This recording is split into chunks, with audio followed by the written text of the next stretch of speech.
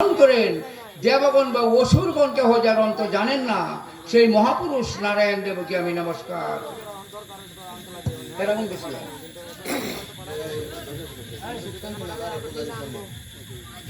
কি কর গীতা মাহাত্য গীতা শাস্ত্রমিদং পুণ্যম য পঠেত প্রচত প্রমাণ বিষ্ণু পরমাপন্নতি ভয়বুকতি বর্জিত।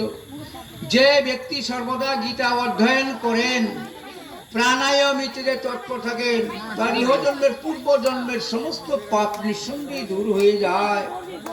গীতা অধ্যয়ন শিলস্য প্রাণমপরিচ্যত নৈব সন্তি হি পাপানি পূর্বজন্ম কৃতানি চ মল নির্মোচনং পুংস্তাং জলস্তনং দিনে দিনে স্বাগত গীতাম ভাটিচনং সংসার মননাশনম। নিত্যস্থানে মানুষের সংসার মূল নাশ হয়। আর এই রূপে গীতা গঙ্গা জলে যদি একবারও চান করা যায় তবে তা সংসার মূল নাশ করে দেয়। গীতা সুগীতা কর্তব্যাক্তি মান্য শাস্ত্র বিস্তরই যা শয়ন পদ্ম নাবশ্য মুখোপদ্মার্থিনী সীতা, যা সাক্ষাৎ ভগবান শ্রী বিষ্ণুর মুখতে নিঃসৃত, সেই গীতা শাস্ত্র ঠিকভাবে পাঠ করা উচিত।